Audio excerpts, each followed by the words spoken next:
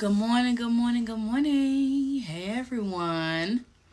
So I'm gonna give you guys time to get on here. But while I do that, while I give you guys time, I'm also going to pin a link. I'm gonna pin a link while you guys come in. Let's see.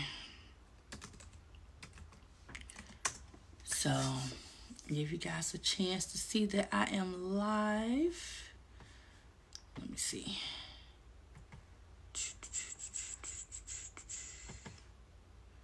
Hey, hey, hey, come on in, come on in. Hey, Holly. Hey, hey. All right, so I just ate me a nice big old bowl of cereal.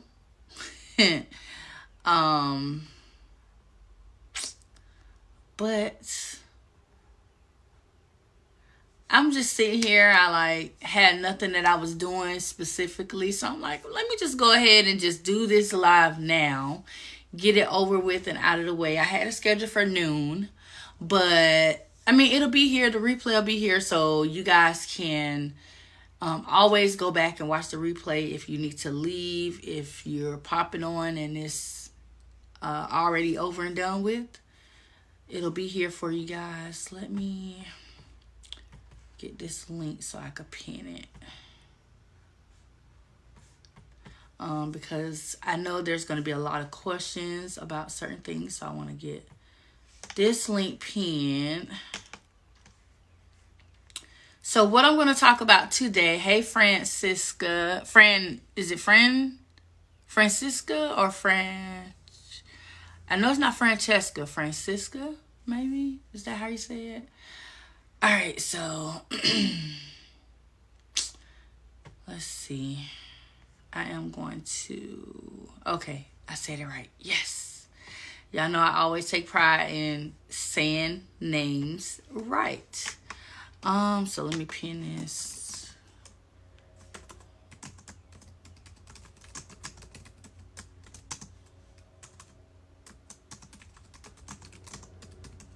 Alright, so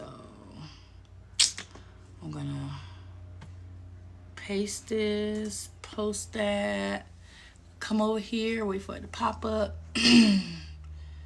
so I can pin it. There we go. Pin comment. Got it. All right, you guys. So this live, I'm going to talk about stigma.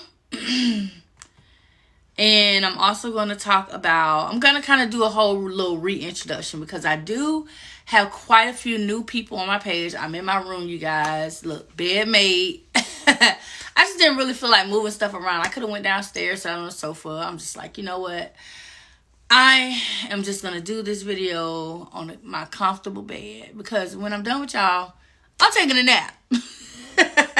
I'm just saying. Look, and I still got some more milk in my in my bowl of cereal, so y'all know I'm greedy. So I'm just gonna do a whole little reintroduction to myself. We're gonna talk about stigma. We're gonna talk about mental health because everything I'm getting ready to say to you guys, literally, is going to take us right into the conversation of stigma, and it's going to take us into the conversation of mental health. So I want to kind of bridge those three things together so that we can all kind of just, be on the same page, because moving forward, I'm going to pick other topics. Like literally, you guys, when I posted that post and asked you guys for questions, I wrote those questions down. Like you can see here, the ones I have circled, that's what we're talking about today. Some other ones already scheduled. I literally have about 3 pages of questions and topics that we're going to be talking about over the next couple days. I'm going to try to space it out a little bit, but I may try to do a different topic every day. Except on the weekends. I want to have my weekends free. So share this video, share this live, get it out there. So other people can see this and get this information. All right, so let me I don't know why. Let me see. All right, so I'm just gonna share it because I think what happens is it does it in the event. So I'm gonna put it where it shows on my profile that I'm actually live right now, because I think that's what kind of happens too. It doesn't do that. I don't know. You know, this thing is so weird. Facebook does some weird things lately. All right, so share. All right, so for you guys who don't know, my name is Ladybird. First name is Renee. So most people call me Ladybird or Bird. If you ever hear or see anybody call me Bird, just Bird, B-Y-R-D, that means they know me since I was about at least 17, 18 years old, okay?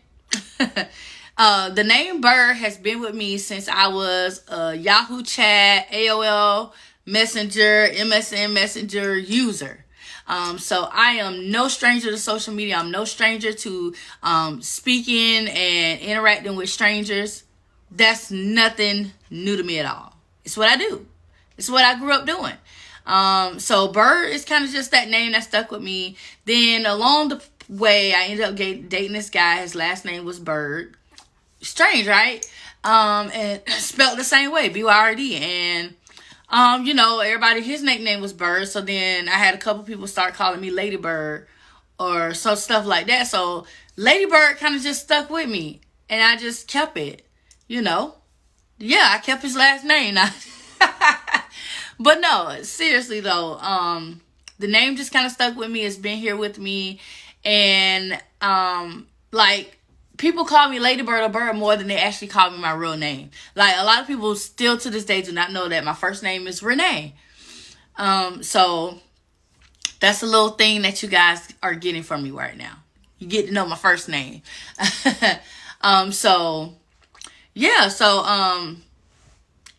My whole story is, it's one of those stories that you really, really will be in shock. You're like, wait a minute. You said what? He did what? Really? It's one of those things. And honestly, when I sit back and I look at everything that I've been through, the things that I went through throughout my life, sometimes I am literally shocked. Like, how in the world are you still here, girl? You still here? Hey, Tara or Tara. I don't know. Tell me, is it Ara or Ara? Tara or Tara? But yeah, it's like, how am I still here? But, I am. And I feel like I'm here for a purpose. I've been fighting through every obstacle for the purpose. And the purpose is to be able to come on here with you guys, to share my story, to talk about my experiences, and to let you guys know that if you are diagnosed as being HIV positive, that you are not alone. You're not alone. There are millions of other people that have this diagnosis. You are never alone. You may feel alone because you may have be afraid to talk to your family or friends or, people close to you about it. But when in reality, the reality of it is you're not the only one. It may feel like it. May feel like you're in this small little bubble in the world, but trust me, you aren't. There's a whole community of people out here who are ready to embrace you, open arms, regardless of the circumstances behind you contracting the virus, okay?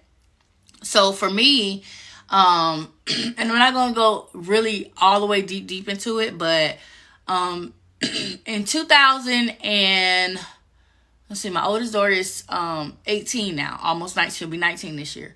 So in 2002,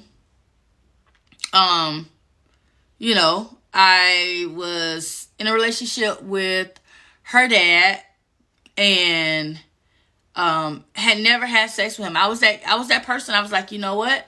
Even though I had already had sex at that point, I was just to the point then that I was not having sex. I didn't want to have sex. I didn't want to do none of that. I'm like, next time I have sex, I want to be with whoever I'm going to be married to, stuff like that. Well, sometimes these men out here and women, I ain't going to just put it all on men, but sometimes they talk a good game, right? And and you have this person, you're with them, and they're telling you, no, I understand you don't want to do this and that, and they're telling you and reassuring you that they're okay with it. Hey Erica, and so it's like, okay, you're reassuring me, you're telling me you're okay with it, but are you really? So come to find out, after I did end up having protected sex with him, I find out that he had already been having a relationship with someone else. This person was actually pregnant to the point where her baby was going to be due March of 2003. And so I immediately just said, you know what? I trusted you. I believed you when you told me that you were okay waiting. You didn't wait, so I'm leaving you. I don't want to be with you anymore. I don't want to deal with you. And so that situation ended. Moving along further in 2003, about February, I get this phone call. I'm at work. I'm working in a restaurant. My manager comes to me. She's like, somebody's calling for you on the phone. I'm like, well, who is it? She was like, I don't know. So I go in the office because I'm like, who else gonna call me at work either? Like, what? So I put it on speakerphone. So at this point, it's me, my supervisor, and one of my friends. We're in the office, and I answer the phone, and it's my ex, the one who I broke up with because he cheated on me. And he calls me to ask me if I'm pregnant. I'm like, well, what are you talking about? He was like, well, you might end up pregnant if you don't already know you're pregnant. You might be pregnant. And I said, how you use the condom? Like, I watched you put the condom on. And he's like, well, I didn't tell you, but I put holes in the condom. So at that point, I was cursing, okay? I was cursing. Now, the cursing that y'all probably not heard me say in present days is not the cursing that I was doing back then, because I didn't know how to curse. So I probably was saying some of the craziest stuff, but I was cursing nonetheless, okay? Nonetheless, I was cursing. Hey, April. Hey, boo. And so, hey, Tiffany. So I'm sitting there, and I'm just like, you know what? No, I can't be. And then he said, tell me he put holes in the condoms. And I'm like, why would you do that? So, boom. Here we go. Sometime in March, I start getting nauseous. I'm at work. I'm working in a restaurant, so the smell of the food I'm cooking and doing it's like, it's upsetting me and my stomach, and I'm like, I don't feel good. So my friend who actually heard the conversation, she was like, I think you're pregnant. I was like, I'm not pregnant. She was like, well, I'm finna go to the store and I'm finna get you a test, and we're gonna test you. And so she went right up the street to the store, came back. I go into the bathroom at the restaurant, take the test. Lo and behold, that line ain't take no time to pop up. That line was just, as soon as the pee went across the stick, the line was popping up. Okay? So it was no question about it. I was pregnant. And so that was a situation that I went through then, because once I became pregnant, my question to him at that point was, why would you do that? And his response to me was, you look like you'll make some pretty babies and blah, blah, blah. Like, really? You ain't think about nothing else. You ain't think about no other risk or nothing. The fact that you just felt like, oh, she'll make some pretty babies. Let me go and put these holes in the condom so she get pregnant and have my baby. Here we are almost 19 years later. And my child has accepted the fact that, I'm her parent. Let's just put it that way. Hey, sister. Hey, Tara. All right, so fast forward. I get ready to have my daughter. So she's due September 2003. She actually was due September 30th, but I was at the end of my pregnancy, I became a diabetic. So around Labor Day, my mom's cousin, he, at this time, I don't believe they were married. They were just like together. And so my mom's cousin had this get together at his house or whatever with his partner who he was with at the time. And we're at this event. We're having fun. It's a cookout. It's food. It's family. It's just a whole big fun environment. And I'm sitting there. Now, keep in mind, I'm pregnant. I'm like 9 months pregnant. And I'm sitting there and I'm like, ooh, who is that? I'm asking questions, and oh, that's such and such son, and he live in South Carolina, this and that and the other. Oh, okay, cool. So I just ain't paying no attention to it. He never looked my way, and so I'm at the table getting my food. And of course, if you ever pay attention to most pregnant women, most of the time, if you walking behind a pregnant woman, they don't look pregnant, right? You don't see nothing. So I'm getting my food, I'm fixing my plate. I hear this voice from my, well, hey, how you doing? I don't think we met. So I turn around and he was like, whoa. I'm like, yeah.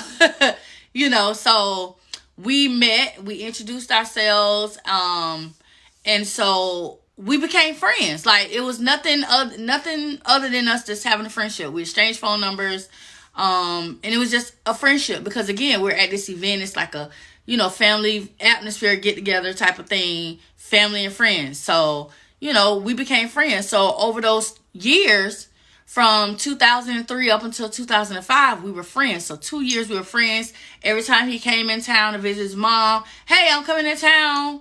I come over there. We might have an event, get together, whatever. And of course, he was dating people during that time. So he might bring somebody with him. It was one time he came, he brought somebody with him. And he was like, I don't know why I brought her with me. like clearly he didn't want her around him because he dipped out and went to the store. And she didn't even know he was going. She walked around, well, where is he? Girl, he gone to the store. And then it became a thing of him really having a conversation and just talking about stuff. Because, we talked all the time. He went to work. When he had his break, lunch break, whatever it was, we were on the phone conversating, talking. And it was really a natural connection. I'm not going to sit here and say it was forced. Nothing was forced about our connection and how we met or how those years of us building a friendship happened. I felt like this was one of my closest friends at this point. Of course, he was older than me at the time. But that didn't bother me. People always tell me I always feel, it seems like I have an old soul because I'm very wise beyond my years. And that's probably attributed to the fact that all of my cousins are older than me. My aunts and uncles were older than my mom. My mom's like the youngest out of 13, 14 kids. And so it's just, I've always been around people older than me. So I've always picked that stuff up. I was brought up in the church. So I'm around older people all the time. And so it didn't bother me that he and I had this connection. The fact that, he was older than me as he was at the time. And so we had this conversation. It was like, you know what? This is how we feel about each other. He had already been married one time before. He had a son from that marriage. And then he had at the time, he told me, but the kids didn't know that the daughter from his first wife was not actually his daughter. He just raised her from being a little kid. She didn't know that. So it was not my place to ever disclose that information. And that information did end up coming out later on. But, so he had kids and stuff prior and everything. And I knew them. I had seen them, met them. It was, they knew who I was. And so we just, one day, he came to visit, and his purpose for coming to visit then was to come and see me. And so he came to see me. We really, we had this conversation, and it was a thing of, let's get married. Here I was, 23 years old, 22, 23 at the time, and I had never been married. The longest relationship I probably had ever been in at that point was with my oldest daughter's dad, and then my high school sweetheart. So those are probably the two longest relationships I had ever been in. So I'm like, okay. We kind of had this mutual agreement. We decided, and we were both excited about it. Like, I did, people would joke, oh, how old? Because he didn't look his age. So most people, when I told him how old he was, it's like, he ain't that old.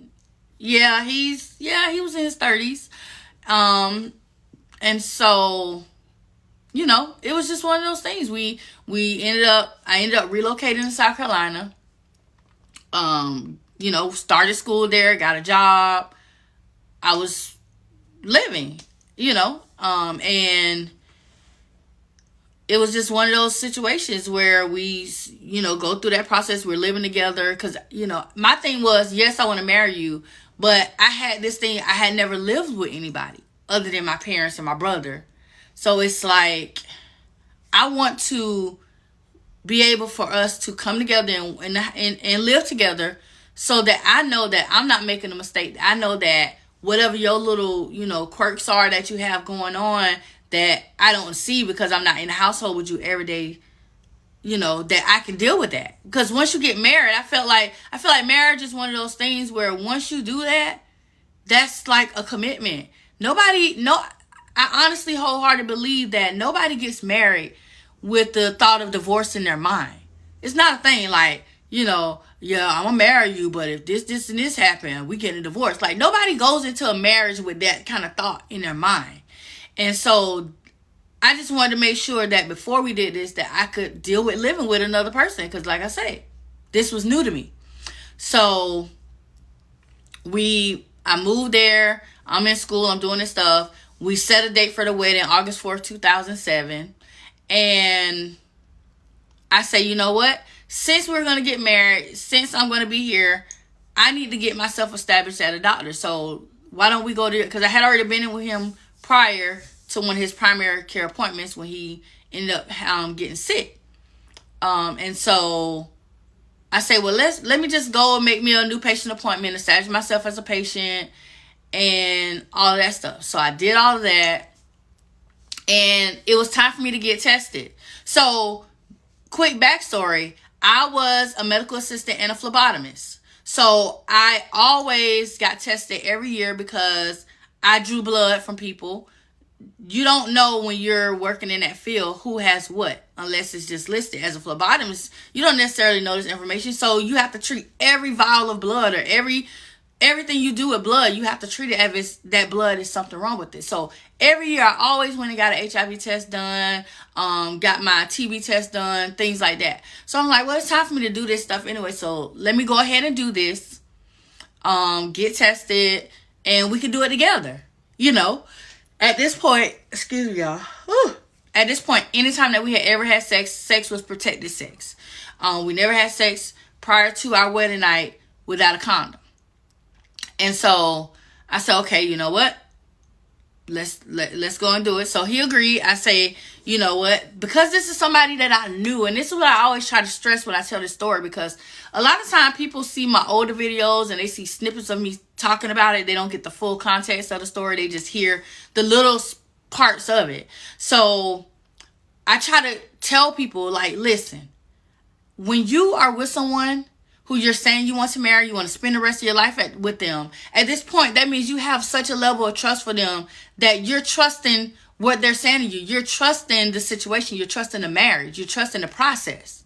So when it came to he and I trusted that when he and I were discussing things, that he was being truthful and upfront with me, and as I to him.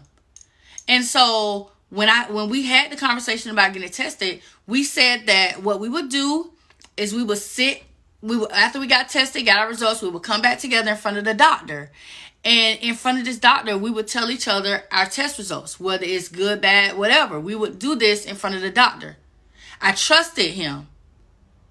I never thought in my mind to say, hey, well, yeah, I trust you, but I still want to see that paper. Because in that whole moment, I'm having this trust for somebody who I'm wanting and ready to spend my life with. I'm not thinking about a piece of paper. I'm like, okay, we're going to be sitting in the doctor. Is he really going to lie to me in front of the doctor? Like, the doctor know the answer. This is my thought process at the time. Like, the doctor know the answer to his results. So, and we sitting in front of the doctor. He ain't going to lie to me in front of the doctor. And this is where, even though I was that medical assistant and that phlebotomist, and I knew about the HIPAA law and I knew about the Privacy Act, I still did not click in my head at that time that with the HIPAA law and with the Privacy Act, that the doctor can know all of the information, but the doctor can't tell me because I'm not the doctor's patient. And there's no release that was signed for the doctor to tell me any information. None of this crossed my mind, even though I knew this information, because again, I'm trusting somebody who I'm ready to spend the rest of my life with. And I hope that people watching this can understand that, because I get so much flack and I get so much negative comments about it. About, oh, you should have got tested. We did get tested. Well, you should have asked to see the paper. Well, do you ask to see the paper every time something? Do you ask to see your husband time clock when he telling you he finna go to work, when in fact he ain't going to work, he going to some woman house and you think he going to work? Do you ask him to see that time stamp? No. So in my mind, why would I ask this man to show me a sheet of paper when I'm like, okay, there's no way he's going to lie to me while we sit in front of the doctor. So, moving forward, our test results come back. We come back to the doctor's office. We're sitting in front of the doctor. I tell him my test results said I was negative. He tells me his test results said he was negative. The doctor ain't flinch, cough, twitch, nothing. The doctor ain't do nothing. So, again, nobody. It wasn't no cross-eyed, no wink, no nothing. Doctor did his job, basically. And so, we got married August 4th. Now, here's another part of the story that I get a lot of flack on. And I get a lot of... Now, this part gets me more negative comments than anything that I've ever experienced in my whole entire life. And I have learned now, I had to just learn to, at this point now, ignore the negative comments when this discussion happens. So, 2 days before the wedding, we come to Florida and we go to his mom's house. Because we dropping the kids off, we getting everything situated, whatever need to go to her house, whatever need to go to my parents' house, we doing that. And so, yeah, April, that's what I'm finna talk about, girl. So, look, April already knows. So, and this the part that I get all the negative comments about. So, we get to his mom's house. And remember, listen to this. 2 days before the wedding. The wedding was on a Saturday, so this is a Thursday, okay? On Thursday, before the rehearsal dinner and practice, all that stuff was that Friday. So, on that Thursday, we get to his mom's house. And everybody's inside, and she pulls me into her garage. And she comes, she said, I want to ask you a question. Okay, sure. I'm thinking she asking something about the wedding, or, whatever. She says to me, has he ever, OG Ben retired? I'll answer that question. Give me 1 second. I'll answer it for you. She says to me, has he ever said anything to you about HIV? So I'm sitting here like, what? Like, no? Why would you ask me that? I ain't never heard nothing about HIV. She was like, well, just go ask him about HIV. So I'm sitting here like in my head, I'm like, what the is she talking about? So I'm the type of person, you come at me with some information, something like that, saying go ask somebody about something like that, like HIV. You want me to go ask him about HIV? Why am I asking him about HIV? Like, this is what's playing in my head. So I say, you know what? So it ain't no confusion, no miscommunication, no nothing. I say, wait right here. I go in the house. I ask him to come into the garage. I say, I need you to come outside for a minute. So it's me, him, his mama. Okay? Him, his mama. I'm in the middle, okay? Visual. I'm giving you a visual, okay? So, I look at his mama. I say, so, and then I say, so your mama told me to ask you about HIV. What is she talking about? He looks at me and then he look at his mama and he was like, HIV? I don't know what she's talking about. What you mean she's asking you to ask me about HIV? Why are you telling her to ask me about HIV? What are you talking about? Now, at this point, had there been any lies that he was saying out of his mouth, like he's saying, I don't know why she's saying that. Me, I'm the type of person, if I'm presented with something and somebody with some he say, she say, and all parties are right there, my thing, if I know that somebody's saying something that's true and they trying to say it ain't true, I'm that person. No, listen now. You know X, Y, and Z, so don't act like you don't know what I'm talking about. You know, his mama stood right there. His mama ain't open her mouth. She ain't part her lips. She ain't say nothing. She ain't open her mouth and say nothing in her defense. So basically, he stood there in front of me and her, said his mama was, basically, he didn't know what she was talking about. And he don't know why she said something like that to me. The mama ain't say shit. Okay? So, she ain't say nothing. I say, well, you know what? I say, I don't know what's going on. And at this point, his mom did have times where she fabricated stories. She wasn't always truthful about stuff. Like, a lot of stuff came into play as to why her, you know, her allegation was questionable, as far as like telling me to go ask him about HIV. Because she ain't never say, go ask my son, do he have HIV? Go ask my son, did he tell you he had HIV? All she said was, go ask him about HIV. So that's what I did in her face. Okay? And she didn't part nothing. Hey, Deborah. Hey, welcome. You're new. Hey. You guys say hey to Deborah. She's new to my page. And to answer OG's question, where he's at right now, he's in Greenville, South Carolina. Okay? So because I didn't want to forget OG. I didn't want to forget. I'd have been kept talking and forgot. So yeah. So we go on. We had a rehearsal dinner. Had a practice for the wedding. Saturday the wedding happens. Wedding night, you know, is our first time ever having unprotected sex. Okay? First time ever having unprotected sex with him was our wedding night. August 4th, 2007. Okay? And so that was that. So we had already talked about, you know, having kids together because we get married. We haven't even. At that time, I only had the one child. At the time, he had the three, with the exception of the one that was not biologically his, but he raised. And honestly, she looked just like him. She, you know, had she never known that he wasn't her biological dad, you wouldn't know the difference. Okay?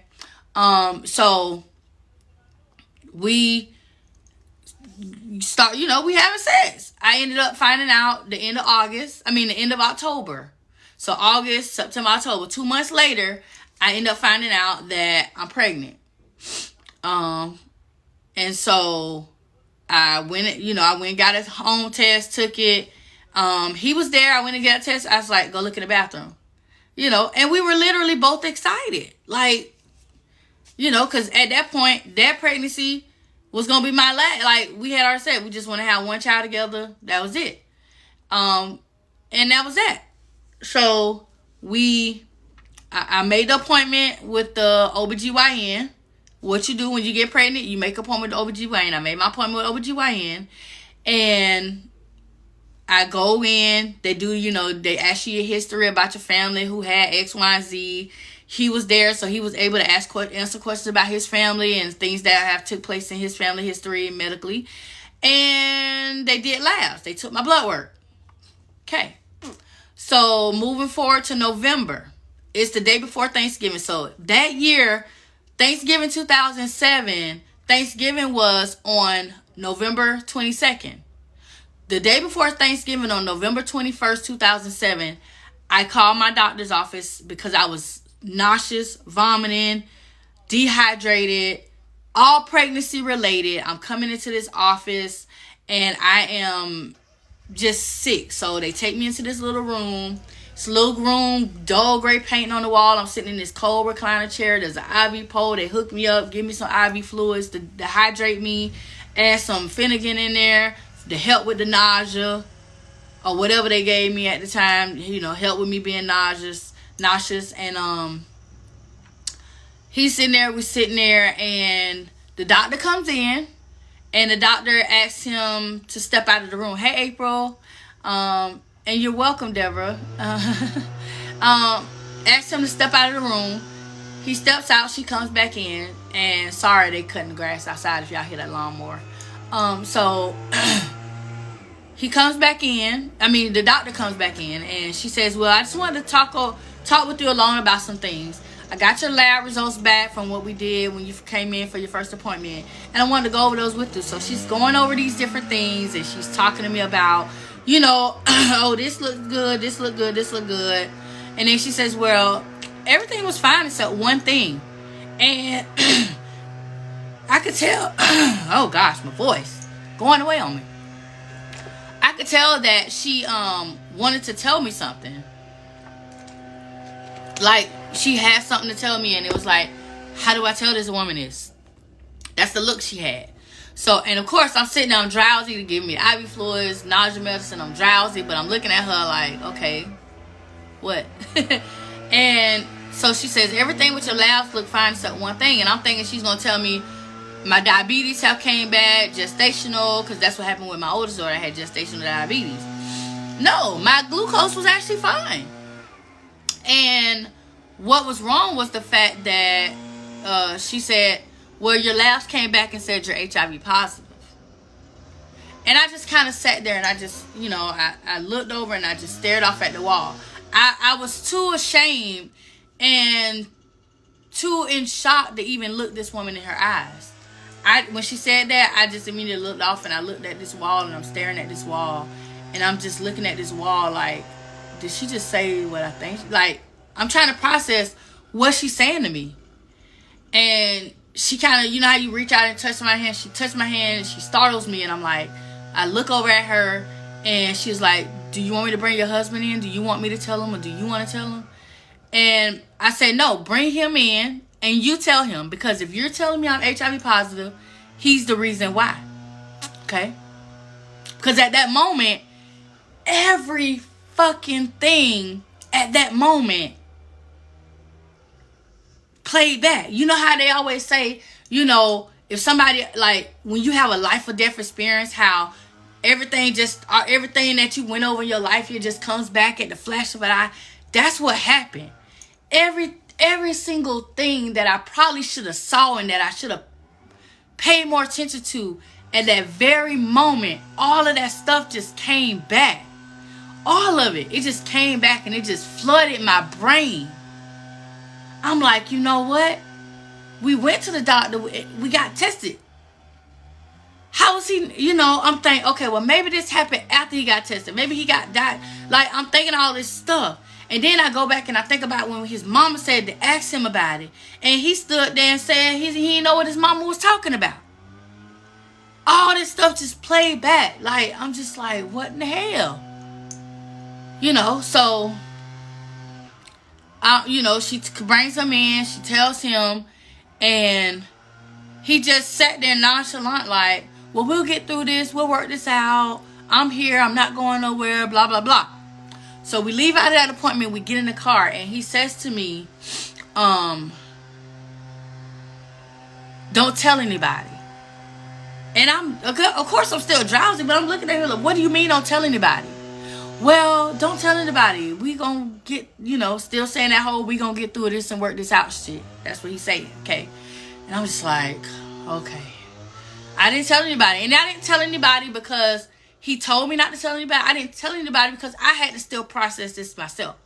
I was working a third shift job, doing shipping and receiving for Academy Sports and Outdoors. I was, going to school still. So I was not only was I working at night, but I was getting up in the morning. I was going to school, trying to get through these classes with this on my mind. All this stuff. I had just started a new semester of school. This is, almost the end of this semester, getting ready to start spring semester. Like, just so much stuff. Just all at one time. So I didn't tell nobody because I just had to deal with it myself first.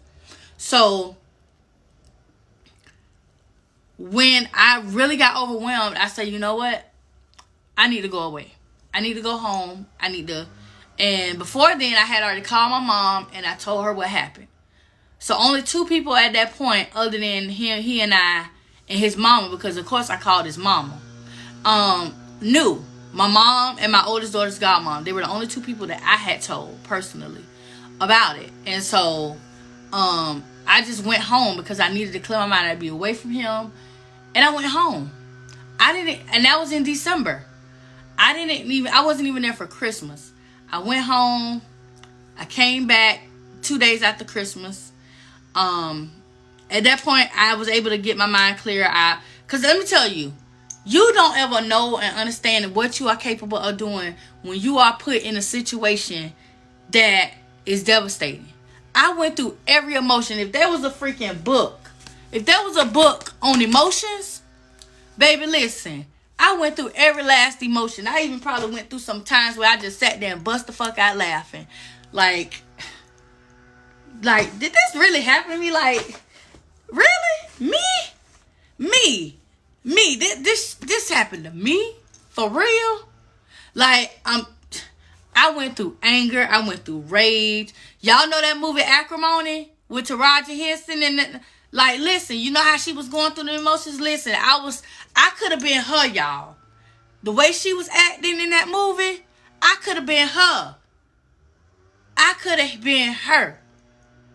The way I was feeling and the amount of emotions that I went through. So by the time I got back, I said, you know what? I'm going to go back.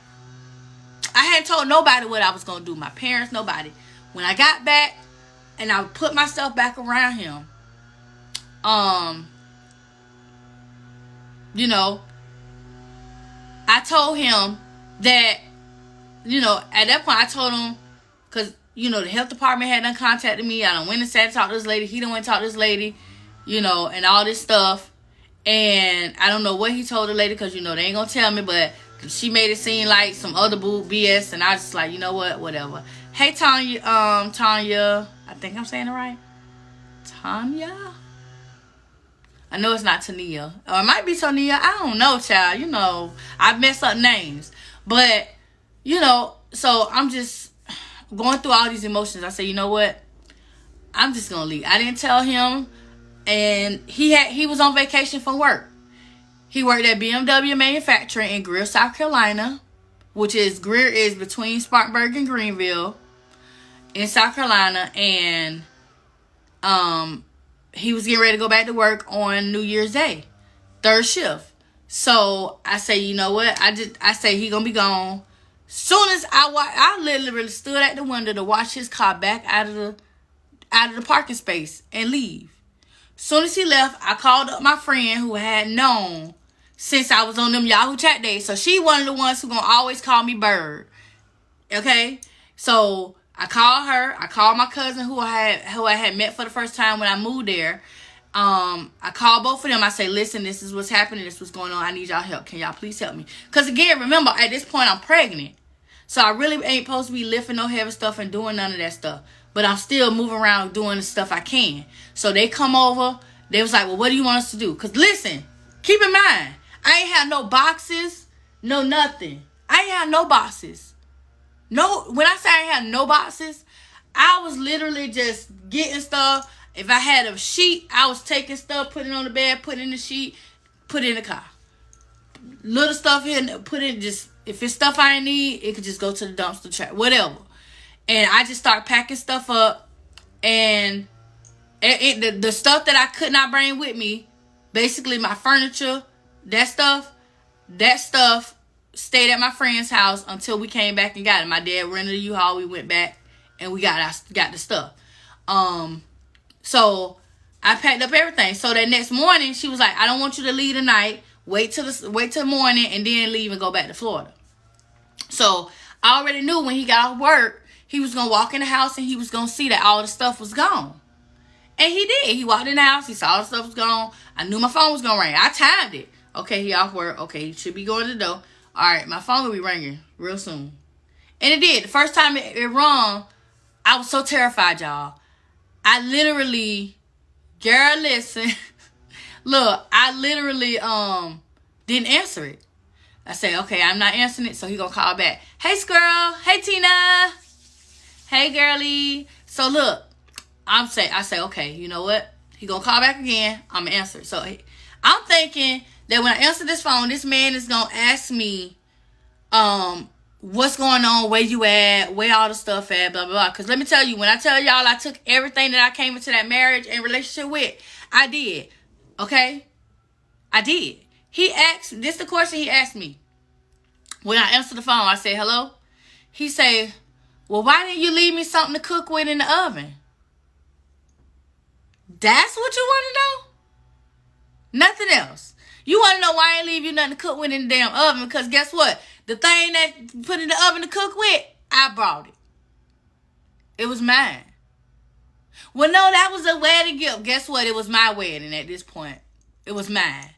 So let me tell y'all, when I left that house, I left with everything. Everything. The only thing that was left was the bed that his son was sleeping on, because that bed was just one of them little flow style beds that was low to the...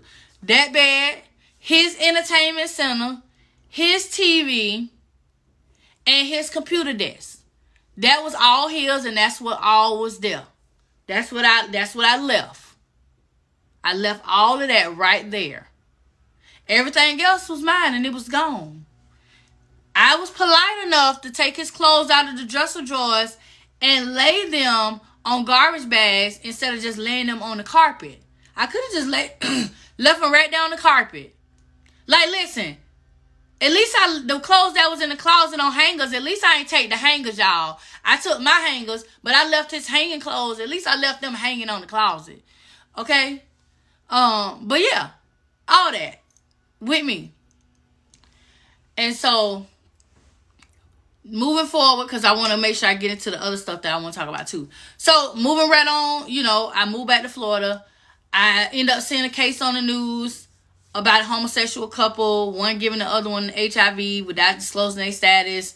And that person got sentenced as a felony crime for 5 years, which is the max in the state of Florida. Every state that has these laws have different statutes. They have different sentencing time frames, all that stuff.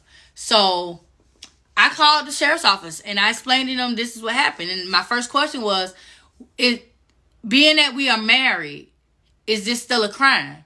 And my answer was absolutely 100%. Even though we were still married, it was still a crime because he failed to disclose his status to me, period. Okay? He never told me his status. On top of that, he found multiple ways to hide it from me, even in my attempts to find out if indeed he had an STD. Because again, we went and got tested, all of this stuff.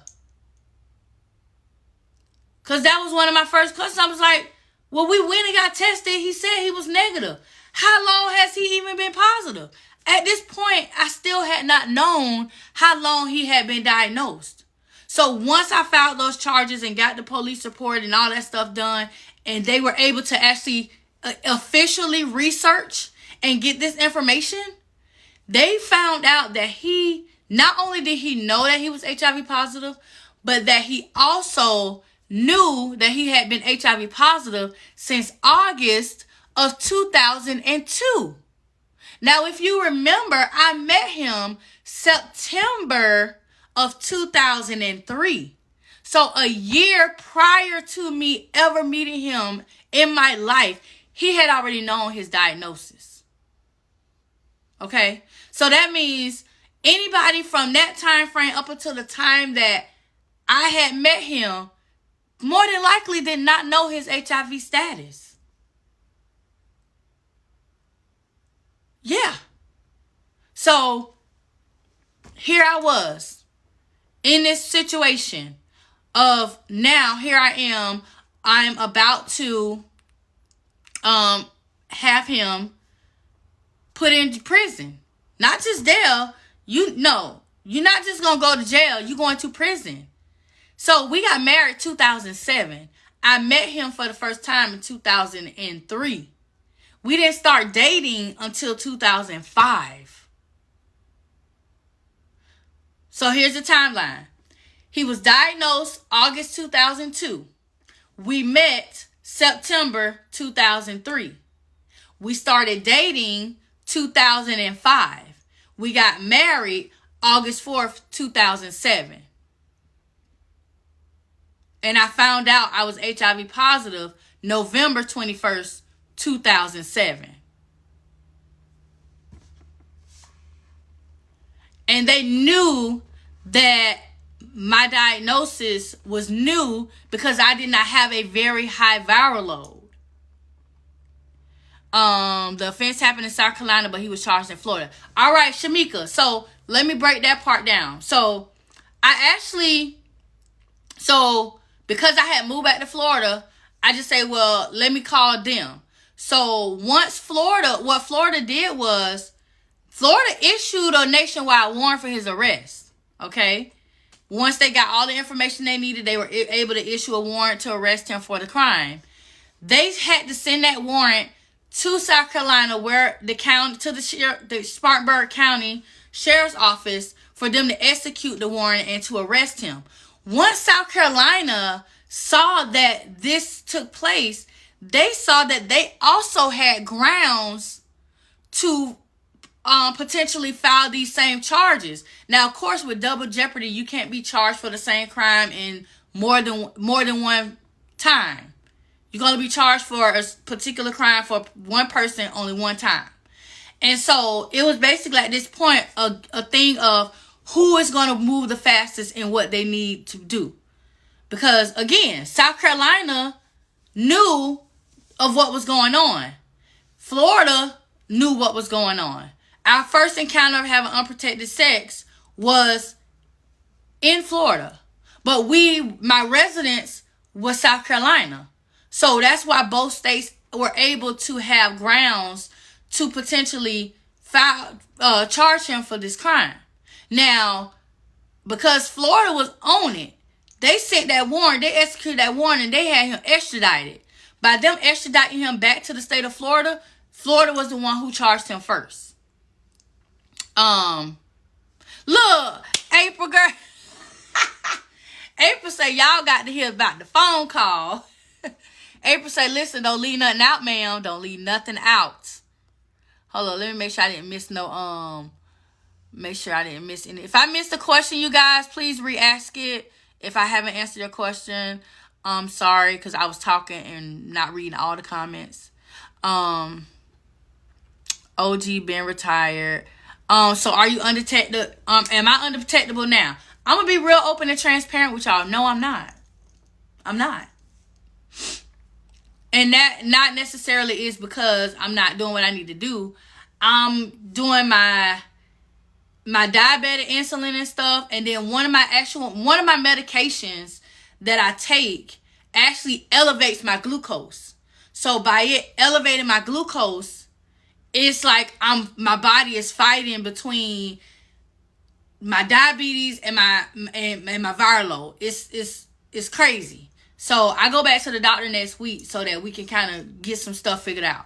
My viral load is not high, but it's not undetectable because we're in this whole battle. Like, I'm on all these new diabetic medicines and insulin and stuff. So it's something that happens. I mean, you have to go through stuff. You got to figure out stuff. And that's why you got to stay on top of it. Let's see. But look, she say, hold on, let me see what Holly said.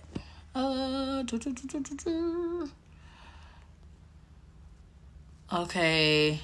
That's so crazy and disgusting on the part. Okay, yes, Holly, yes. Now look, April said, I gotta tell y'all. Hey, Akish. Alright, so April said I gotta tell y'all about the phone call. Okay, so how did I get him arrested? Alright, so I got a phone call from Detective Futch. I love that man. I need to find him. I know he's retired. I'm hoping that this man ain't deceased yet because I feel like I need to really find him. I vaguely remember how he looks, but I know if I search in, Detective Futch, Jacksonville, Florida Sheriff Office, stuff like that, I could find him. No problem. I'm gonna try to do that. Cause this year be 15 years.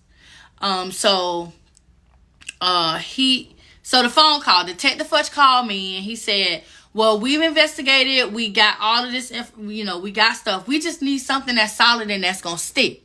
So a lot of states have it where as long as one person consents to a conversation being recorded, you can record the conversation. So I gave consent to have my conversation recorded. And Detective Futch said, well, we got questions that we need answers to. So I said, okay, well, what kind of questions? So I'm sitting here with my piece of paper. He telling me the questions. I'm writing the questions down. And so I say, so then he says to me, well, how are you going to get him to answer these questions? Because Detective Futch already knew that I literally had been trying for months to get answers to these questions. And I told him, I said, well, you know what? He's wanting me to come back home. He wants to work this marriage out. He doesn't want to go to jail. And so he's at this point willing and able and ready to do anything that I ask him to do. So I say, he'll probably answer these questions. I say, but how am I going to even initiate the conversation, these questions? I don't know. We just going to go with it. So I got him on three-way. I say, okay, go ahead and start recording. I'm finna click over. I'm finna call him. So the first time I called, he was asleep. So I knew he was going to probably have to wake up or whatever. So I called him a second time. He woke up. And, he was like, is everything okay with the babies? Because at this point, I'm still pregnant. This is Valentine's Day. February 14th, 2008. February 14th, 2008. This was my Valentine's Day gift to him. And to myself, actually. So I called him. I say, well, I got to go see a psychologist. I say, and the psychologist already said to me that they have these questions that they want me to answer so that they can better know how to service me and how to help me through this new diagnosis and through all this stuff that I'm dealing with mentally. And so I say, but when I ask you these questions, you never want to tell me. I say, and I just need help. You say you want me to come home. You say you want this marriage. You don't want a divorce. You don't want to go to jail. You don't want none of this stuff. I say, so you got to help me out. And so he said, well, what questions? What you need to know? What you need to know? I'll answer whatever it is. So I'm sitting there. Now listen, I'm sitting on the edge of the bed holding the phone. He said he gonna answer all these questions. He answered every last question. I asked him, when was he diagnosed? That's when he said he had been been diagnosed August 2002, which that confirms what they had already investigated and found out. I asked him if he knew who infected him. He had no idea. He said he had a clue of who infected him, but he didn't really have an idea. Just other little questions that I got. So once it was done, I could disconnect him off of the three-way, and I said, you got it? Detective Futch said, oh yeah, I got it.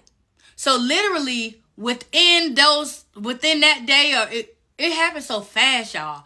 I want to say either that day or the next day, they were able to take that recording along with all the other evidence that they had gained and issued that nationwide warrant for his arrest. So that is how Florida was able to go so fast with getting him from South Carolina here to Florida for those charges to be filed against him. And so that's how that took place. So that's why April say you gotta tell them about the phone call. So yeah, that is how they were able to get that solid evidence. Because listen, throughout the whole court process, he kept saying he not guilty. How he know I didn't give it to him? Like, this is the stuff he kept saying. Well, how I know she didn't give it to me and this and that and the other. Well, sir, number one, we got it in the database showing when you was diagnosed and who told you your diagnosis, all this stuff. And we have just recorded confession of you admitting that you knew you had it. So it was like, at this point, nothing else he could do. Shamika said, are there any other known victims? Absolutely. There were other victims. There were absolutely other victims. And that is, so a lot of people always ask me, why do I share my story? Why do I talk about it? Number one, the first thing that caused me to speak up and talk about my story and to not be ashamed of my diagnosis is because I knew there were other people. That's why. There's an article right now. I'm going to post it. I got my laptop sitting in front of me. So there's a YouTube video. I'm going to tell y'all. I never watched this YouTube video all the way to the end because somebody said that it's something crazy that pops up at the end with some weird person or something. I just ain't want to give myself no heebie-jeebies, so I don't know what it is. They say it's just something stupid, but I still ain't never looked all the way to the end. Because, I mean, I did the interview, so I know what it was. But Let me see. Man gives.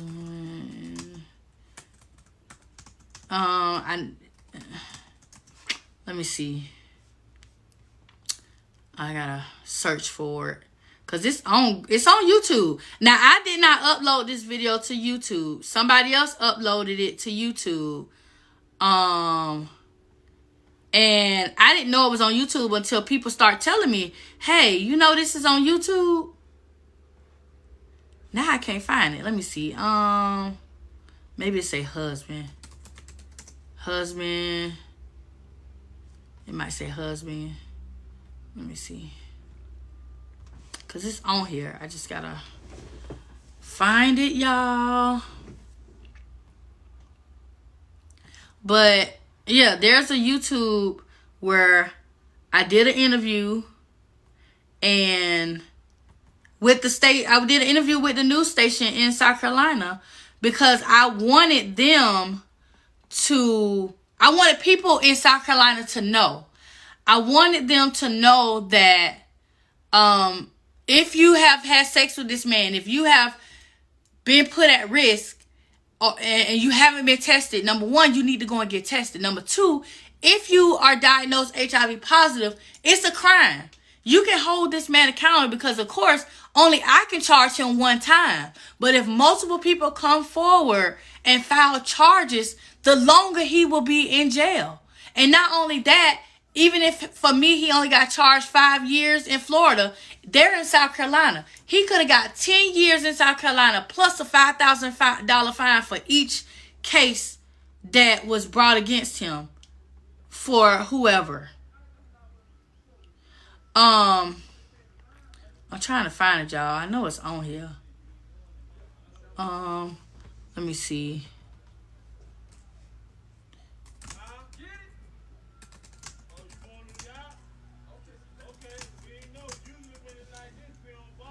They out there loud, y'all. Cutting the. Oh, he talking about the tree man. Look. I'm so nosy. I'll stop talking so I can hear what they talking about outside. Alright, let's see. I'm trying to find it, y'all. I'm gonna find it. It's somewhere. I might have a bookmark on my other page. I might have to log in and try to find it. Cause how is it not on here? I might have to Google. Let me see.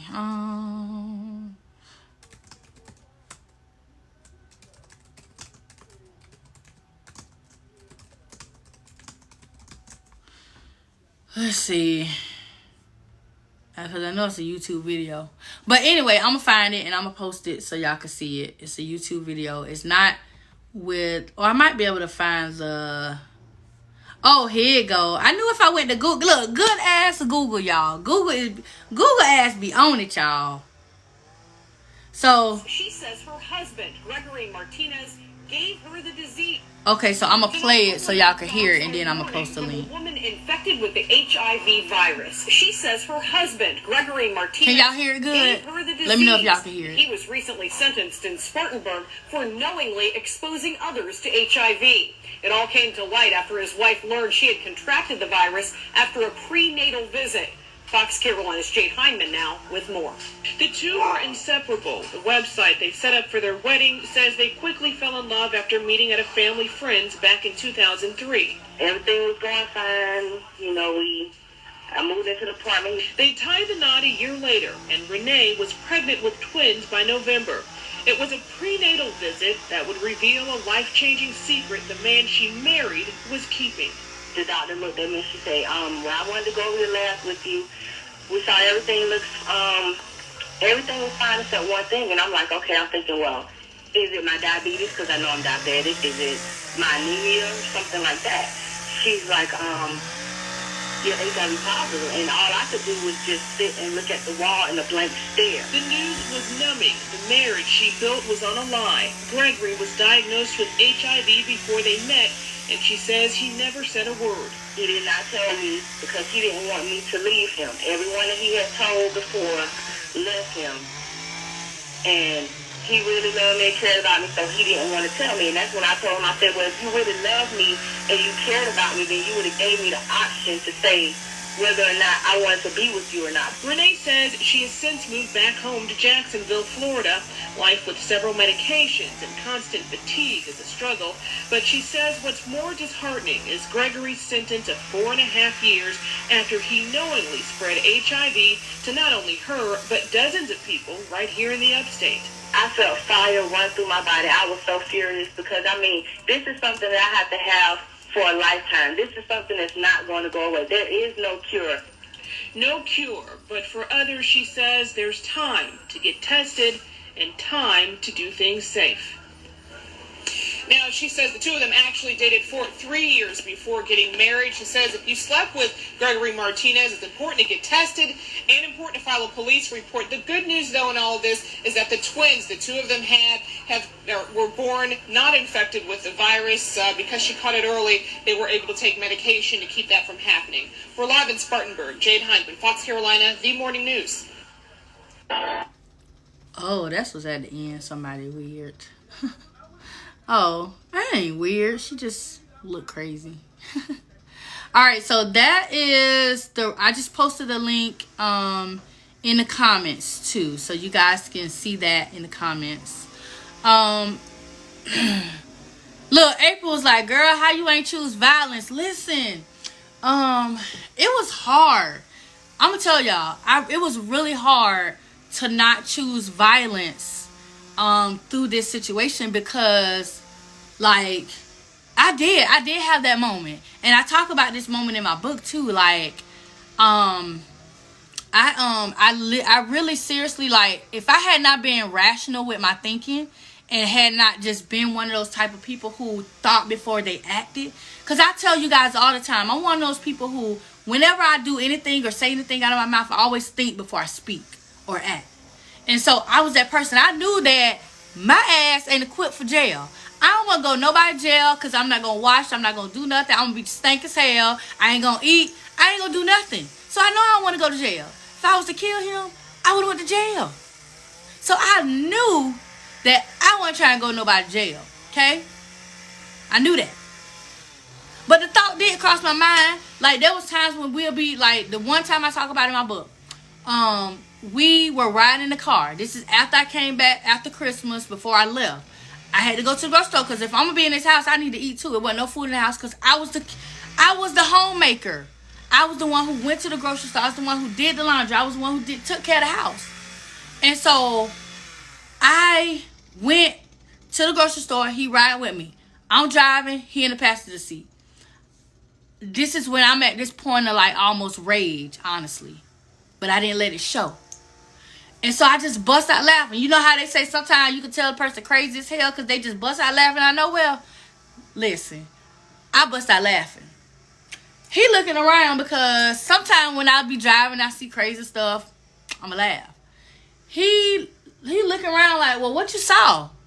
I said, I ain't see nothing. I just thought of a new way to kill you today. That's what I told him. I just thought of a new way to kill you. And he kind of looked at me like, and he leaned over like, did she just say that? Yep. So I knew at that point I had to leave. I knew because he was afraid too. He stopped sleeping in the room with me. He slept on the sofa on the couch because, number one, I wouldn't let him have sex with me. He kept trying to have sex with me still. Like, he kept trying to have sex with me to the point, there was one night that, you know, you always hear stories about rape. And this is a trigger warning. Look, I got to put this trigger warning out there. Trigger warning on rape. So if anybody cannot deal with trigger warnings when it comes to rape, you might want to leave it live now. But there was a time I'm like, how can somebody be married to somebody and they say that their husband or wife raped them? I never thought about this, but it happened to me. I literally told this man no. My reason for saying no is because he didn't want to use a condom. At this point, I already know you've been sleeping with other people. What else could you have that I could potentially get that I didn't get the first time other than the HIV? So if no, I don't want to have sex with you. Well, you my wife and this and this and this. So he did one time force me to have sex with him. Okay? So I was already at this point of, like, almost on that edge. Like, I wouldn't harm myself or harm the babies, but I was at that point where I could have hurt him. So I knew I had to go. I knew I had to leave. I could not stay. I couldn't. I think somebody was at April. Somebody asked how long did he get. So he was sentenced to 5 years in prison. He had 6 months served, and because he was already locked up for 6 months before he was sentenced. And then he got out 6 months early on good behavior. So he's been out since March of 2012 is when he got out. He is still alive. He's in Greenville, South Carolina. And all that. So, yeah. I knew I had to go. I knew at that point I had to go. I could not stay. So this now is going to bring me into us talking about the conversation of stigma. So when I first got my diagnosis, and I told my parents. Now, if you guys know the history of the HIV and AIDS virus, this is something that was really not known about until really when I say late 70s, I'm like 79. And then going into the early 80s and throughout the 80s and the 90s. So my parents were born in the 50s. So in the 70s, my parents were married in 74. So my parents, my dad and my mom have been together since 2 years after they graduated high school. They've been married. They graduated high school in 72. 1974, they was married. My brother was born in 75, and I came in 83. So my parents are who they've been with. And so it's always been this thing of the older generation, our elders, honestly, they don't know this information, you guys. They don't. That's why you see now a lot of people who getting divorced in their 50s and they want to start going back out dating are coming up newly diagnosed with different STDs and stuff because they forget condoms exist. You got to protect yourself because remember back then, they was with their high school sweetheart. Most of our parents married their high school sweetheart or somebody they was with from high school or early 20s. So when my parents, I'm sitting here and I'm telling this stuff, the first question my mom had for me was, well, what do we have to do around the house? Do we got to get paper cups, paper plates, plastic silverware? Can we use this? It was questions because granted, they honestly really didn't know. So thankfully, one of the ladies from the Spartanburg County Health Department has sent me this video. And it's a basic HIV 101 type video. It talks about the virus, how you can contract it, how you can't contract it. It goes through this whole, basic information. So I sat my parents down, let them watch this video, and they had a better understanding of it. They knew, okay, we can't get it. We're not having sex with her. We're not having blood-to-blood contact. There's no way that we can contract this virus. So at that point, it was just one of those things where, okay, now they know. But when it came to other people, and early on, my mama was still kind of leery in a way of not necessarily, I wouldn't necessarily say ashamed of me, but just, whenever you hear HIV, most times you hear it in the most negative way. So I think for her, and I can't necessarily speak for her, but I feel like for her, it could have just been one of those things where she just didn't know how people were going to react to her saying, my daughter. Because most people knew I was not a promiscuous child. I wasn't out here having sex with somebody every day or, doing certain stuff. So it was just one of those things. And, I experienced stigma. Not even with her, just with other people, They would say, yeah, that's what you get for marrying that old man. And just different stuff. Because when we got married, he was 20. When we got married, I was 24, and he was turning right after we got married in August. He was getting ready to turn 38. So I was 24, he was 38. But again, remember, I had already known him for years prior to that. So I knew him when he was in his early 30s. It wasn't like I met him when he was already almost 40.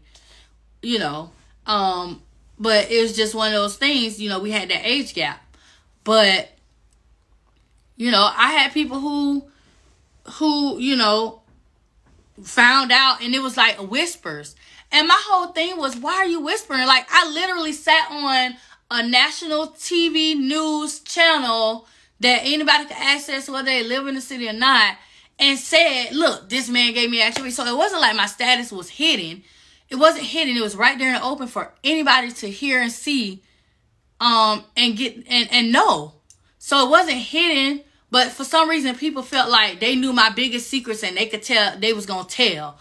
What are you telling that I ain't already told myself? You know, that's how I felt. But that's where that stigma come in. So for people who really don't understand what it means when it, you know, we know what stigma is, but there's a difference when it comes to someone who has HIV and they deal with stigma. So when it comes to HIV stigma is negative attitudes and beliefs about people with HIV.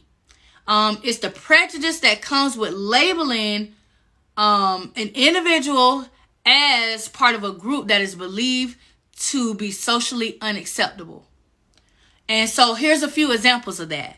You have people believing that only certain groups of people could get HIV, like prostitutes, drug users, stuff like that. Making moral judgments about people who take steps to prevent HIV transmission. Sometimes people will assume because you might, like, we have people we call allies. They're not HIV positive, but they maybe had a family member or somebody they know close to them who was HIV positive. So their mission in life is to educate people about this virus, even though they don't have it. But because they're doing that, people judge them and think because they're doing it that they're also HIV positive. That's stigma. And then feeling that people deserve to get HIV because of their choices. That is stigma. Saying, oh, well, like somebody said, oh, well, you shouldn't have been with that old man. Well, me being with him doesn't mean that, you know, I should have got HIV.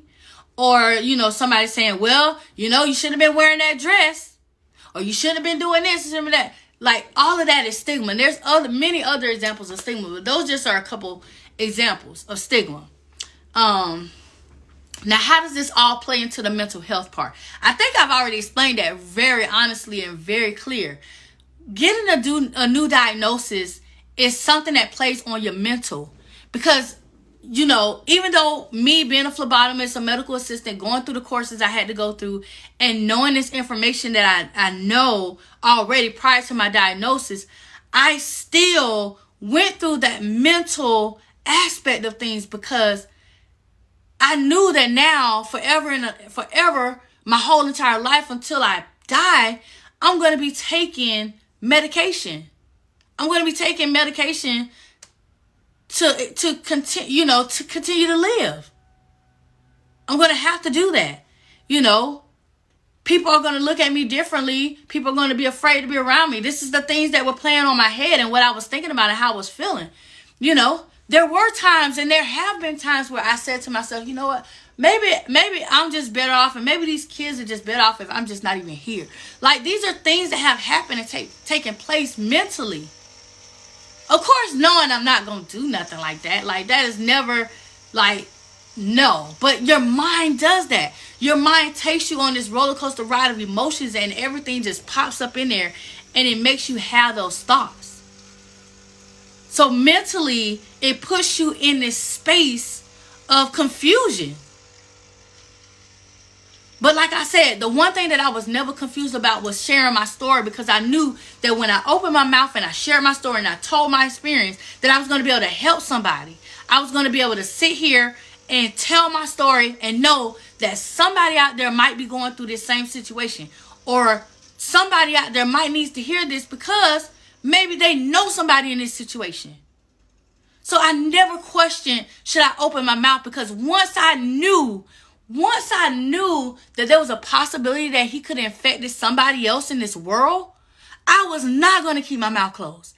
No, I could not do that. Ever. And how did I know that he had possibly infected other people? Well, let me tell you what I did, because you know I'm a private eye investigating ass woman over here. So, what I did was, you know, back in the day, we got our phone bills in the mail. They was about this thick, and it had every last phone call you ever made on your phone for that billing cycle, right? So I said, okay, you know what? I know that he had at least cheated on me once. I knew that. So I wonder how many other people. So I went through the call log. Thank you, Sprint. Appreciate you, Sprint. I went through the call log. I dialed every single phone number I did not know. I dialed it. If I didn't know the number or recognize the number, I called it. Hey, do you know Gregory Martinez? Oh, you do? Oh, well, let me tell you. So I'm his wife. And I got people saying, what? You his wife? I didn't know he was married. Oh, yeah, we got married, such and such, you know. And they were shocked because they didn't know he was married. A lot of people didn't know he was married. You know.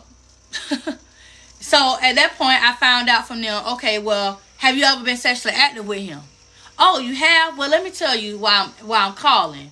So, not only am I his wife, but he's also knowingly infected me with HIV virus, meaning he didn't tell me he had HIV. He gave it to me.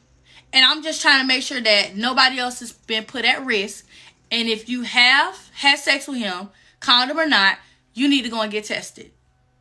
Now, through that whole conversation, I met a lot of people who had done said they had sex with him. So within the 5 years that he worked at BMW Manufacturing in Greer, South Carolina, he had been sleeping with multiple people. Okay? Multiple people. And he had started working there in the paint shop. He went from the paint shop to the assembly line. So he was around multiple people on different things that he's done in that facility for the 5 years that he worked there. So, you know, people went to go get tested. And then, of course, when they saw his face on the news, that really sent the whole city of Spartanburg, Greenville, and Greer and all the surrounding areas in an uproar. Everybody was going to the clinic. Let me tell y'all something. I didn't know that I had that much power to send all these hundreds of people to the clinic. The clinic got so many people, they was running out of tests to test people, y'all. They was running out of tests to test the people because I had so many people that started going because they saw this man's face on the TV or I called them. Crazy, right? Hundreds of people.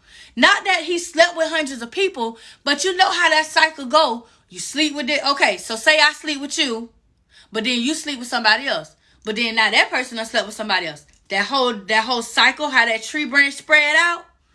Yeah.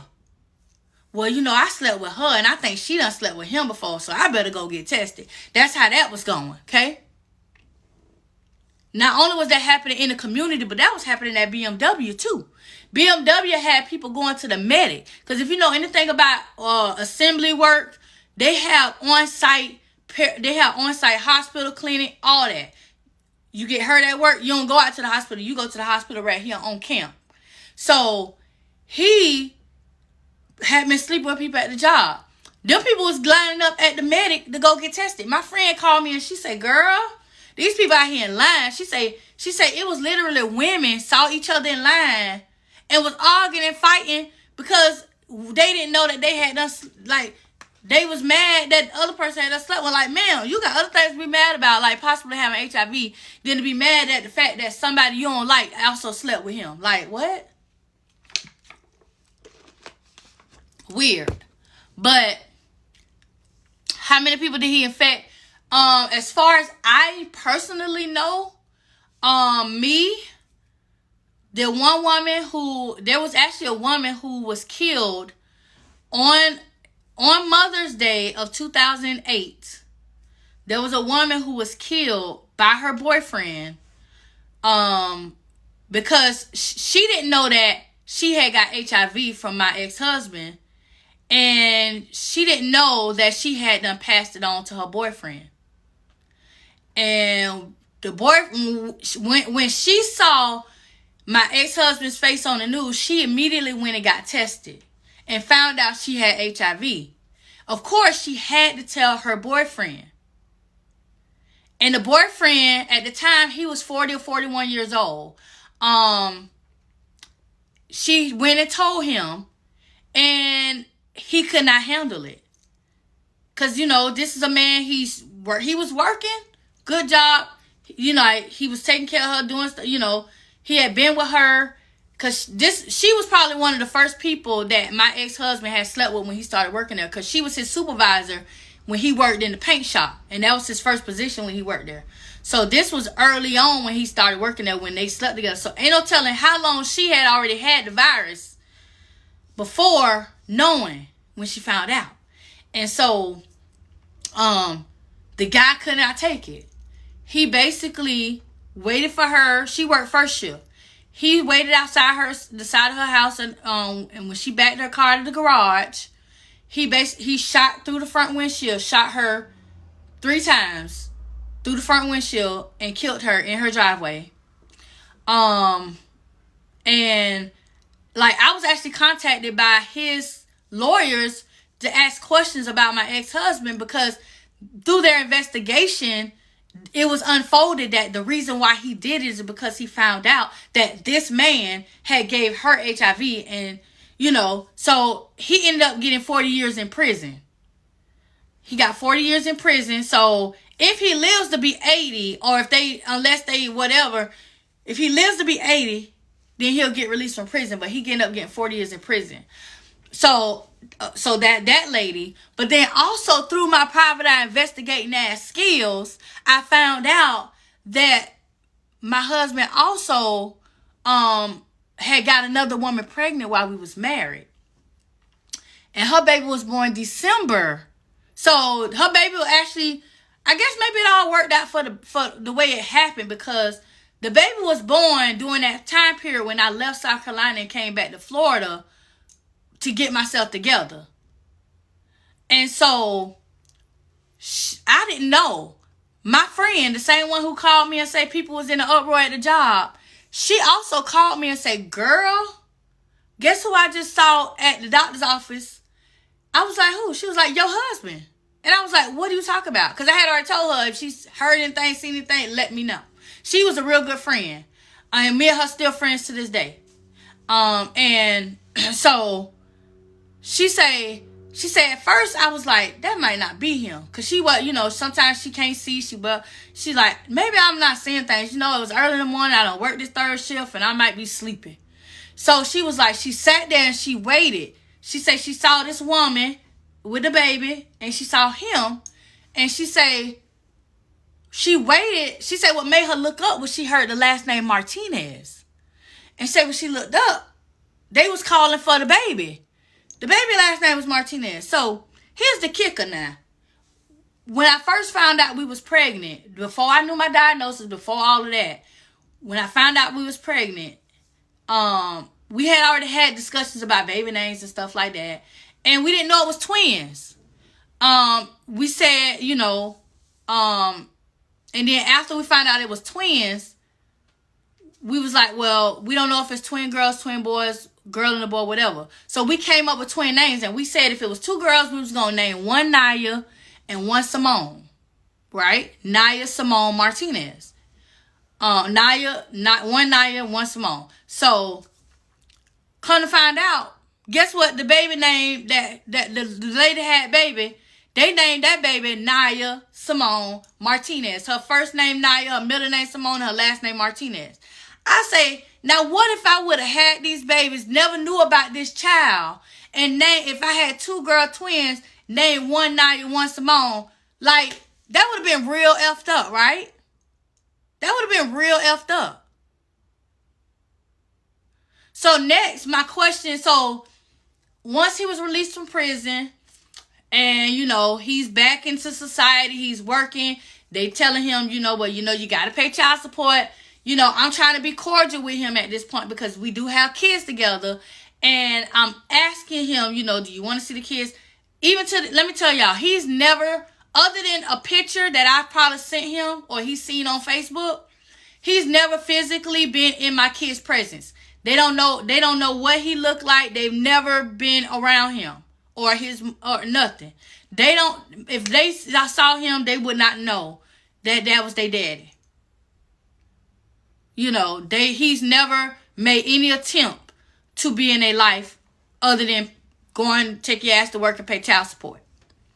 Okay. So I'm just like, whatever. I got this. We got this over here. We got this. So, yeah. So, once him and I had a conversation, we sat on the phone one day. I kid you not. We sat on the phone and we talked for about 2 hours. Because granted, yes, he did all this malicious and devious stuff to me. But at the end of the day, even when I stood in front of that judge and he was sentenced, I knew then why he didn't tell me. I knew why he didn't tell me before he even told the judge. I knew it was the stigma of the virus. I knew it was probably because of rejection. I knew that.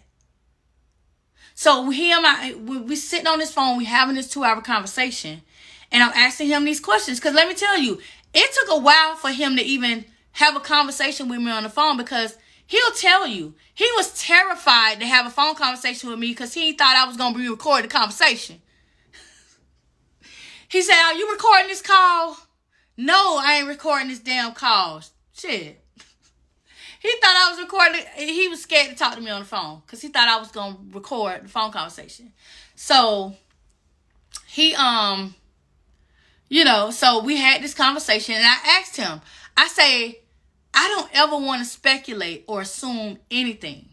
I don't ever want to speculate, and I don't want to assume. I say, but the woman, because the woman who he got pregnant while we was married, they still together right now. They're actually married now. After he even said he wasn't never going to get married again. But I knew that was going to happen because he didn't have nowhere else to go. She was the only person that's going to stay with him and take him in. Honestly, he didn't have nowhere else to go. So, I asked him, I say, "Is she infected?" And he got quiet.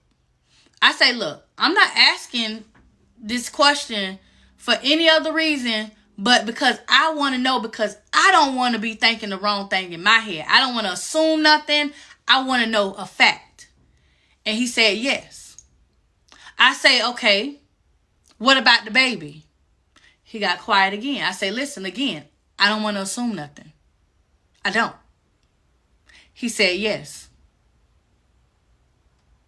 So I took that and I say, okay, well, you know what? I say, as long as you all are making sure that everything that needs to be done medical wise, whatever, I say, I just need y'all to know that, make sure that y'all doing the right thing. Like, we had a real genuine conversation. I need to know that y'all doing the right thing, because now you got this child that's got to take medication. Y'all both got to take medication. All this. So I made sure I asked those questions. I've never told you guys the latest name or none of that. And I don't plan to. Now, if anybody do their own private eye research and find this information out, that's on them. It's not on me. Okay? Just want to put that out there. But, yeah. So, that conversation happened. We got stuff out in the air. He even told me, y'all, he said to me that if I had not, he said that this is what he basically said. He said that I saved him. And when he said it, I was like, what do you mean I saved you? He said I saved him. He said, because had you not had me put in prison, he said, I don't know. He said, I probably would have still been doing it. He said, I probably would have still been out here sleeping with people without protection and possibly giving this virus to other people. He said, you put me in prison. He said, because me going to prison changed who I am. Me putting him in prison changed who he was. I'm like, what? And he started explaining different stuff to me and, telling me different stuff. And, he know that he lied. Like, he admitted that, I should have been truthful. I'm sorry I lied. It was so many things that was brought up. And that's why I say to, people always get at me and come at me like, well, post this picture, say his name. Like, at this point, everybody should know how to Google me or whatever, and you can find his picture and his name. His name, Gregory Martinez. He in Greenville, South Carolina. Like, it's there. It ain't that I'm trying to hide him or hide nothing. I mean, it's there. That's like somebody coming to me and asking me, well, how you turn the TV on? Maybe you should read the manual and see how to push the button on the remote to turn the TV on. Like, why you asking me something that you can learn how to do yourself? And that's kind of how I feel sometimes when people come at me and say, you know, well, what he look like? What's his name? Because my thing is, if you ain't out here sleeping with this man, why do it even matter anything? Like, why does it matter how he look? Like, oh, because I want people to know his face. Why? If them people ain't sleeping with him, it don't matter. That's why I try to tell y'all, like, it don't matter who it is. Treat everybody as if they got something until you know for a fact they don't. That's how you got to do it. Everybody has something until you have facts and proof that they don't. Not because you went and got tested and you negative. What about them? Because, you know, they try that. Men and women try that. Well, my husband went and got checked, so I know I'm good. No, you don't. You don't know that. You don't. You really don't. How you know? Because he good? No, that ain't how that works. That ain't how that works. So, that's why I don't mind sitting here and talking to y'all about this stuff and sharing this information with y'all. Because at the end of the day, it's going to encourage you to go and get checked. When y'all go for these yearly physicals, men and women, tell your doctor, while we doing this physical, while you down here all up in my business, can you go ahead and do an HIV test and include that in my physical? That's how you should never forget to have it done. When you go get a physical, think about when you go and take your car for a tune-up. You don't go and just take your car for a tune-up or a checkup and just say, well, you know, don't worry about checking my tires because, you know, I know they good. Just check everything else. No, you want them to check everything. So when you go to the doctor, tell your doctor, check everything. Tell them you want a full STD panel done. You want an HIV test done. You want to sign. If you don't sign a sheet of consent for them to do an HIV test, it's not being done. So a lot of people think that it's automatically being done. No. They have to present you with a piece of paper that you're consenting for them to do the HIV test. So don't assume that your yearly physical is including all this stuff. Your yearly physical don't include all that. If you're a female, it's going to include your pap smear. And if your pap smear come back at normal, it'll say that, but it's not including them running the STD test. I mean, they might check you for herpes or HPV, but that ain't including the HIV, syphilis, all that other stuff. It ain't including everything. So you got to tell them you want this stuff done, okay?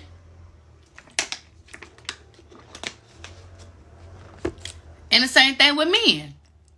Men, when you go for your yearly physicals, the same thing. Get it all checked. Get it all checked. You'll be surprised the amount of men that are going around in this world with curable STDs and they just too scared to go to the doctor. They just walk around itching and scratching all day. All day just itching and scratching, but they ain't going to the doctor. Man, I just scratch it till the itch stop. For real? That's what we doing? But I'm just telling y'all, that's the reality of it. We know most men are afraid to go to the doctor. They rather not know than know. Regardless of what it is. Because if y'all really knew, like women, I know y'all hear about men getting prostate checks. But listen, that ain't fun for a man. I'm going to just tell y'all out here right now. I've had to be in rooms when I was working in the medical field. I was the person that would go in the room with the doctors when they doing these checks, when they doing the STD checks, when they doing the prostate exams. That ain't fun for no man to have somebody going up in there where ain't nothing supposed to be going. Look, no, it's not fun. It's not. So, yes, I wanted to give y'all this information. And I wanted to give y'all this and just reintroduce myself because, again, remember, I have a lot of new people to my page. And I want to make sure that you guys are getting this information, that you're understanding who I am, where I come from. And I don't ever want anybody to feel like when you make certain comments that I'm attacking you. Like, I'm always, for some reason, when it comes to my story and my status and what I've dealt with, sometimes I can get defensive because when you know what you've done, what you've been through, and then here somebody comes and says, well, his mama tried to tell you. No, his mama ain't tried to tell me shit. All his mama said was go ask him about HIV. She didn't say, well, do you know my son is HIV positive? Did he tell you he was HIV positive? Because when it all boils down to it, as far as his mother knew, he told his mama that I knew. So I feel like at that point, when his mama was saying that he told her that I knew, that's when she should have came to me and had a conversation with me about it, under the impression that I knew. And that's when she would have found out I didn't know. But she didn't do that. She didn't do that. She gets no pass from me. And she really don't get a pass from me now, because guess what? I got these 14-year-old twins who she ain't never did shit for. She ain't never did nothing for them. But I bet you she doing everything for that 14-year-old, the 14-year-old who he had while I was married to him. She do everything for that child. Guess what? Far as people concerned, that's the youngest grandchild. No, my twins are the youngest grandchild.